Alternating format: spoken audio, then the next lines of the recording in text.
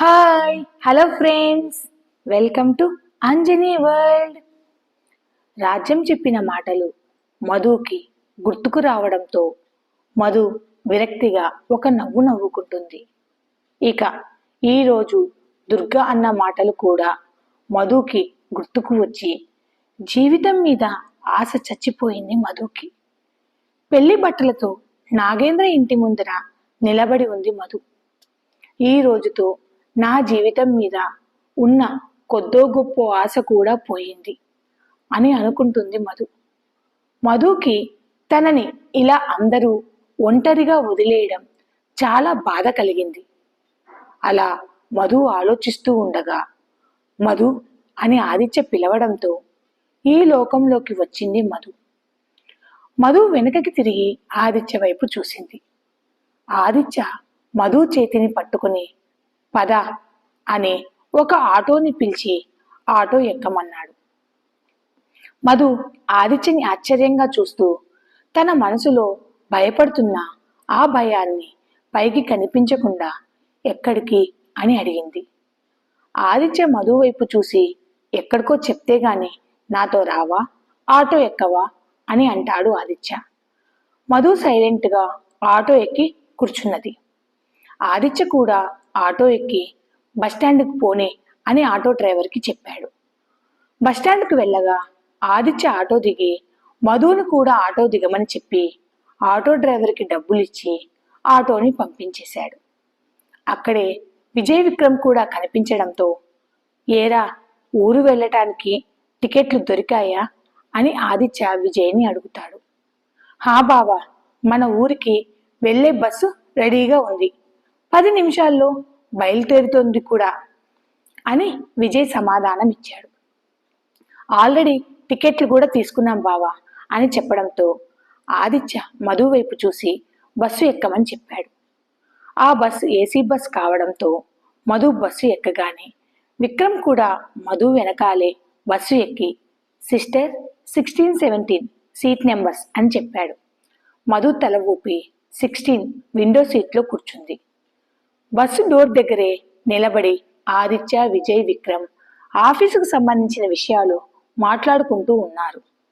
విక్రమ్, ఒరే నాకు బాగా ఆకలిగా ఉంది, ఏమైనా తినటానికి తెచ్చుకుంటానురా అని అంటాడు. ఆదిత్య విక్రమ్కి డబ్బులు ఇస్తూ ఒక డైరీ మిల్క్, చాక్లెట్ సిల్క్, అలానే ఒక ఆరెంజ్ జ్యూస్ కూడా తీసుకురా అని చెప్పాడు. చాక్లెట్ సిల్కా? నువ్వేమైనా ఆడపిల్లనా లేక చిన్నపిల్లవాడివా చాక్లెట్ తినటానికి? అయినా నువ్వు వాటర్ తప్ప బయట ఏమీ తాగవు, తినవు కదరా, నీకెందుకు జ్యూస్, చాక్లెట్ అని విక్రమ్ అడుగుతాడు. విజయ్ విక్రమ్ తలపై ఒక్కటి పీకి నీకెందుకురా, నోరు మూసుకొని బావ ఏది చెప్తే అది తీసుకురా అని అంటాడు. విక్రమ్ విజయ్ వైపు గుర్రుగా చూస్తూ అయితే నువ్వురా అని సీరియస్గా పిలిచాడు. ఒరేయ్, ఒక జ్యూసు కూడా నేను రావాలట్రా, వెళ్ళరా, వెళ్ళు అని విజయ్ అంటాడు. మధు, ఆదిత్య ఇద్దరు పెళ్లి బట్టలతో అలానే రావడంతో మధుని చూసి బస్సు నుండి బయటకు వచ్చిన ఇద్దరు మగవారు ఆ అమ్మాయి భలే ఉంది కదరా, పెళ్లి బట్టలలో చాలా ముద్దుగా ఉంది, పక్కన ఎవరూ లేనట్లు ఉన్నారు, పారిపోయినట్లు ఉంది, ఈరోజు మనకి పండగే పండగ అని అనుకుంటూ ఉన్నారు. వారి మాటలు ఆదిత్య చెవిన పడగానే ఆదిత్య కోపంగా వారి వైపు చూశాడు. అప్పటికే బస్సు బయలుదేరుతోందని డ్రైవర్ హారన్ కొట్టగా ఆ ఇద్దరు వ్యక్తులు బస్సులోకి గబగబా ఎక్కి మధు కూర్చున్న సీటుకి ఎదురుగ్గా వాళ్ళు కూర్చున్నారు. ఆదిత్య, విజయ్ కూడా బస్సు ఎక్కారు. ఆదిత్య కోపంగా వారిని చూస్తూ మధు పక్కనే కూర్చుంటాడు. ఆదిత్యను చూసి ఆ ఇద్దరు వ్యక్తులు తలను పక్కకి తిప్పుకుంటారు. ఆదిత్య మధు వైపు చూశాడు. 2 రోజులుగా నిద్ర, తిండి సరిగ్గా లేకపోవడంతో నిన్న రాత్రంతా గందరగోళం, సరిగ్గా నిద్రపోయి ఉండదు. ఈరోజు ఉదయం 3 గంటలకే నిద్ర లేవడంతో మధు బాగా అలసిపోయి ఉంది. చల్లగాలి తగలడంతో సీట్లో కూర్చోగానే మధుకి మంచి నిద్ర పట్టి ఉంటుంది అని అనుకుంటాడు ఆదిత్య. విజయ్ ఇద్దరు వ్యక్తుల దగ్గరికి వచ్చి ఆ ఇద్దరు వ్యక్తులతో, మీరు కూర్చున్న సీట్లు మావి, మీరు మీ సీట్లోకి వెళ్ళి కూర్చోండి అని ఆ ఇద్దరు వ్యక్తుల కాళ్లపై బలంగా ఒక తన్ను తంతాడు. ఆ ఇద్దరు వ్యక్తులు గట్టిగా అరవబోగా ఆదిత్య వెంటనే లేచి తన రెండు చేతులతో ఆ ఇద్దరు వ్యక్తుల మెడలను పట్టుకుని, నోట్లో నుంచి సౌండ్ వచ్చిందంటే మీరు నా చేతిలో చచ్చారే, అన్నీ మూసుకుని మీ సీట్లోకి వెళ్ళి కూర్చోండి, అలా కాదు అన్నారంటే ఈరోజు మీకు ఆఖరి రోజు అని చాలా కోపంగా వారికి వార్నింగ్ ఇచ్చాడు. ఆదిత్య చేతుల నుండి విడిపించుకోలేక ఆ ఇద్దరు వ్యక్తులు తమ చేతులు జోడించి సారీ అని నెమ్మదిగా చెప్పారు. ఆదిత్య వాళ్ళని వదిలిపెట్టగా గబగబా వెనక ఉన్న వారి సీట్లలోకి వెళ్ళి కూర్చున్నారు. అప్పుడే అక్కడికి వచ్చిన విక్రమ్, ఏంట్రా ఇంకా సీట్లలో కూర్చోకుండా ఇంకా ఏం మాట్లాడుకుంటున్నారు? నాకు తెలియకుండా సీక్రెట్లు మాట్లాడుకుంటున్నారు కదా అని రెండు కనుబొమ్మలు ఎగిరేస్తూ విజయ్ ఆదిత్యల వైపు చూస్తూ అడుగుతాడు విక్రమ్. విజయ్ విక్రమ్ వైపు చూసి, నోరు మూసుకుని కూర్చోరా అని చెప్పి తన సీట్లో కూర్చున్నాడు విజయ్. ఆదిత్య కూడా తన సీట్లో కూర్చున్నాడు. బస్సు బయలుదేరింది. ఒరేయ్, ఈ డ్రైవర్ 9 గంటలకి గాని భోజనాలకి ఆపడట, అది కూడా ఒక డాబా దగ్గర ఆపుతాడట. అందుకే తినటానికి బిస్కెట్లు, చిప్స్, చాక్లెట్లు తెచ్చాను, నీకు కావాలా అని విజయ్కి అన్నీ చూపిస్తూ అడుగుతాడు విక్రమ్. విజయ్ విక్రమ్ వైపు చూసి, అవి తినరా బాబు, నా బుర్ర ఎందుకు తింటావు అని చెప్పి ఆదిత్య వైపు తిరిగి కూర్చుంటాడు విజయ్. ఇక్కడ రామయ్య ఇంట్లో సుధాకర్ని భార్గవిని ఇంటి గుమ్మం దగ్గర నిలబెట్టి సుధాకర్ని తన భార్య పేరు చెప్పమని, అలాగే భార్గవిని తన భర్త పేరు చెప్పమని అల్లరి మొదలు పెట్టారు లావణ్య, సరోజ, పూజ.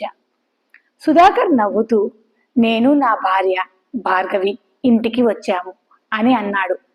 భార్గవి కూడా తల వంచుకొని, నేను నా భర్త సుధాకర్ వర్మతో మా అత్తగారింటికి వచ్చాను అని చెప్పింది.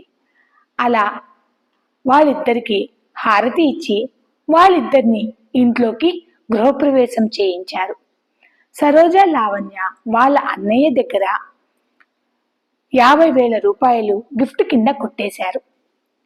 భారతి భార్గవి వైపు చూస్తూ, ఈ రోజుకి భార్గవి నువ్వు నీ రూమ్లో ఉండు, రేపు వ్రతం తర్వాత పంతులు గారి చేత శోభనానికి ముహూర్తం పెట్టించి తర్వాత సుధాకర్ గదిలోకి పంపిస్తాము అని చెప్పింది భారతి. భార్గవికి భారతి అంత మంచిగా మాట్లాడడం చాలా ఆశ్చర్యం కలిగింది. భార్గవి మనసులో ఏదైనా నా మంచికే జరిగిందిలే అని అనుకుంటూ తన రూంలోకి వెళ్ళి తన జడకు ఉన్న పూలను తీసివేసి ఫ్రెష్ అయి బెడ్ మీద వాలిపోయింది భార్గవి. భార్గవికి ఆ 2 రోజులు ఆ రూంలో తన చెల్లెళ్లతో మాట్లాడిన మాటలు, జరిగిన సంగతులన్నీ గుర్తుకొస్తున్నాయి. ఆంజనేయుల ఇంట్లో కూడా మీనాక్షి ఇంటి గుమ్మానికి అడ్డంగా చేతులు పెట్టి, ఒరే అన్నయ్య, నీవు నీ భార్య పేరు చెప్పి నీ భార్య నీ పేరు చెప్తే సరిపోదు, నాకు 10,000 రూపాయలు డబ్బులు కావాలి, అప్పుడే మీ ఇద్దరిని హారతి ఇచ్చి ఇంట్లోకి గృహప్రవేశం చేయిస్తాను అని డిమాండ్ చేసింది మీనాక్షి. అక్కడున్న ఆడవారు మీనాక్షి అల్లరి చూస్తూ, రేపటి నుంచి మీ అన్నయ్యని ఏది అడగాలి అన్నా మీ వదిన పర్మిషన్ కావాలి, చూసుకో అని అంటారు. మీనాక్షి నవ్వుతూ, మా వదిన ఎప్పుడు నా పార్టీనే, మా అన్నయ్య కంటే ముందు మా వదినే నాకు ఏది కావాలంటే అది తెచ్చి పెడుతుంది కదా వదిన అని కృష్ణని చూస్తూ అడుగుతుంది. కృష్ణ నవ్వుతూ, నేనిక్కడ ఉంటే కదా, నేను రేపు మా ఊరికి చెక్కేస్తాను అని మనసులో అనుకుంటూ తల ఊపుతుంది కృష్ణ. మీనాక్షి, ఆడపిల్లలా సిగ్గుపడతావేంట్రా, నీ పేరు నీ భార్య పేరు చెప్పు, త్వరగా ఇక్కడ మా వదిన వెయిటింగ్ అని అంటుంది మీనాక్షి. భాస్కర్ చాలా సిగ్గుపడుతూ నేను నా భార్య కృష్ణవేణి వచ్చాము అని చెప్పాడు. వదిన, ఇప్పుడు నీ టర్న్, నువ్వు ధైర్యంగా చెప్పు అని మీనాక్షి అంటుంది. ఏంటి చెప్పేది నా తలకాయ్, అసలు మీ అన్నయ్య అంటే నాకు ఇష్టం లేదు, ఇంకా పేరు కూడా అని మనసులో తిట్టుకుంటూ పైకి నవ్వుతూ నేను నా భర్త భాస్కర్ వర్మ వచ్చాము అని చెప్పింది. మీనాక్షి భాస్కర్కి కృష్ణకి హారతి ఇస్తూ డబ్బులు అని డిమాండ్ చేసింది. తులసి, ఇక నా కొడుకుని ఆట పట్టించింది చాలేవే, నా కొడుకుని కోడల్ని ఇంట్లోకి రానివ్వు అని మీనాక్షిని కసిరింది. భాస్కర్ని కృష్ణని ఇంట్లోకి గృహప్రవేశం చేయించింది తులసి. తులసి కృష్ణ దగ్గరికి వచ్చి, చూడు తల్లి, ఆపై ఉండేది నీ రూమ్, రెస్ట్ తీసుకో అని చెప్పింది. నాగేంద్ర ఇంట్లో పూజ ప్రతాప్కి సేవలు చేస్తూ, అక్కడేమో అందరూ అన్నయ్య వదినలకు హారతి ఇచ్చి వాళ్ళ అన్నయ్యల దగ్గర డబ్బులు తీసుకుని చక్కగా ఎంజాయ్ చేస్తుంటే, మరి నేనేమో ఈ వెధవకి సేవలు చేస్తున్నాను అని మనసులో తిట్టుకుంటోంది పూజ. గోపాల్, రాజ్యం ఇద్దరు ప్రతాప్ చంద్రల దగ్గరికి వచ్చి, రాజ్యం ప్రతాప్ బెడ్ మీద కూర్చొని, అసలు ఆ టైంలో నువ్వు ఆదిత్య రూమ్కి ఎందుకు వచ్చావురా అని అడుగుతుంది రాజ్యం. గోపాల్ పూజ వైపు చూసి, అమ్మా పూజ, నువ్వు వెళ్ళు తల్లి, ఇక్కడ పెద్దవాళ్ళం, మేము ఏదో మాట్లాడుకుంటున్నాము, నువ్వు ఇక్కడ ఉండకూడదు అని చెప్పాడు. పూజ వాళ్ళ అమ్మ వైపు చూసి, అమ్మ, నేను పెదనాన్న ఇంటికి వెళ్తున్నాను అని చెప్పి అక్కడి నుండి వెళ్ళిపోతుంది పూజ. ఇప్పుడు చెప్పరా ప్రతాప్, నువ్వు ఎందుకు ఆదిత్య రూమ్కి వచ్చావు అని కోపంగా అడుగుతాడు గోపాల్. ప్రతాప్ చంద్రవైపు కోపంగా చూస్తూ, అంతా వీడి వల్లే అమ్మా, నేను ఆ టైంలో ఆదిత్య రూమ్కి రావాల్సి వచ్చింది అని అంటాడు. చంద్ర ప్రతాప్ వైపు చూసి, సారీ రా ప్రతాప్, ఇలా జరుగుతుందని అసలు అనుకోలేదు. ప్రతాప్ రాజ్యంతో రాత్రంతా ఎలా అయినా ఈ పెళ్లిని ఆపాలరా ప్రతాప్ అని ఒకటే ఏడుపు. ఆడంగి వెధవ, ఈ వెధవకి మధు కావాలట అని కోపంగా చంద్రవైపు చూస్తూ అంటాడు ప్రతాప్. అందుకని నువ్వు ఆ టైంలో ఆదిత్య రూమ్కి వచ్చావు, వచ్చి ఏం చేద్దామని అని కోపంగా అడుగుతుంది రాజ్యం.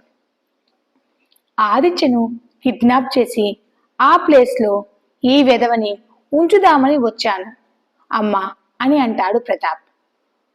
గోపాల్ ప్రతాప్ మాటలకి గట్టిగా నవ్వుతూ నవ్వుని ఆపుకోలేకపోయాడు. ప్రతాప్కి గోపాల్ని చూసి చాలా కోపం వచ్చింది. ఎందుకు మావయ్య అలా నవ్వుతున్నావు అని అడుగుతాడు. గోపాల్ ప్రతాప్ వైపు చూసి, నువ్వు ఆదిత్యని ఆపుతావా అని అంటాడు. ఏంటి, నేను ఆదిత్యని ఆపలేను అనుకున్నావా మావయ్య?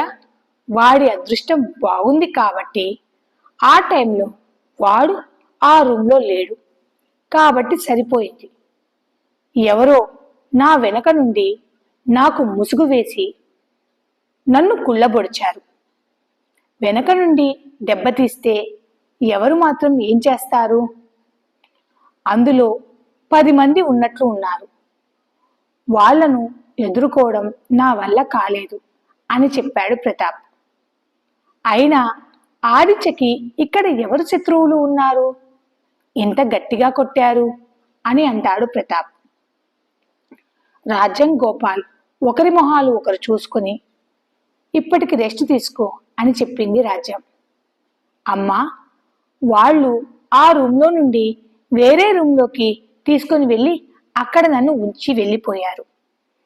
మీకు నేను అక్కడ ఉన్నానని ఎలా తెలుసు అమ్మా అని అడుగుతాడు ప్రతాప్.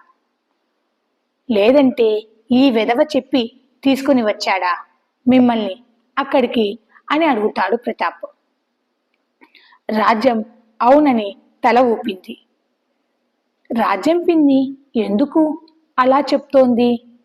సరేలే, నేను చెప్పినందువల్ల రాజ్యం పిన్ని వాణ్ణి కాపాడిందని అనుకుంటాడు. ఏదైనా మన మంచికే అని అనుకుంటాడు చంద్ర. రామయ్య ఫోన్ రావడంతో ఫోన్ లిఫ్ట్ చేసి, చెప్పు ఆదిత్య అని అంటాడు. పెదనాన్న, మేము ఊరు బయలుదేరాం అని చెప్పాడు ఆదిత్య. ఆశ్చర్యంగా రామయ్య, మేము అంటే ఎవరెవరురా అని అడుగుతాడు. అది నేను మధు అని చెప్పాడు ఆదిత్య. రామయ్య అంటే అని ఆగిపోయి, సరే మంచి పని చేశావు. నీ పక్కన మధు ఉందా? ఒకసారి మధుకి ఫోన్ ఇవ్వు అని అంటాడు రామయ్య. మధు నిద్రపోతోంది పెదనాన్న, బాగా అలసిపోయి ఉంది కదా అని చెప్పాడు ఆదిత్య. సరే, ఊరు చేరగానే నాకు ఫోన్ చేయండి, అలాగే ఒకసారి మధుతో కూడా మాట్లాడించు అని చెప్పాడు రామయ్య. అలాగే పెదనాన్న, అలాగే ఆంజనేయులు పెదనాన్నకి తులసి పెద్దమ్మకు కూడా చెప్పండి పెదనాన్న అని చెప్పి ఆదిత్య ఫోన్ కట్ చేస్తాడు. అలాగే నాగేంద్రకు కూడా ఫోన్ చేసి విషయం చెప్పాడు. నాగేంద్ర సరే నాన్న, మధు జాగ్రత్త అని చెప్పాడు. సరే అని ఫోన్ పెట్టేశాడు ఆదిత్య. ఆదిత్య మధు వైపు తిరిగి మధుని గమనిస్తాడు. పొద్దున్నుంచి పెళ్లి హడావుడిలో పడి మధు ముభావంగా ఉండేసరికి ఆ ఆలోచనలో మధుని సరిగ్గా చూడలేదు ఆదిత్య. ఆ తర్వాత భోజనాలు, అప్పగింతలు, అసలు మధుని సరిగ్గా గమనించలేదు. ఇప్పుడు మధు తన పక్కనే చాలా దగ్గరగా ఉండడంతో ఆదిత్య మధుని పైనుండి కింది దాకా గమనించాడు. ఈ స్టోరీ కనుక మీకు నచ్చితే please like, share and subscribe. Thanks for watching.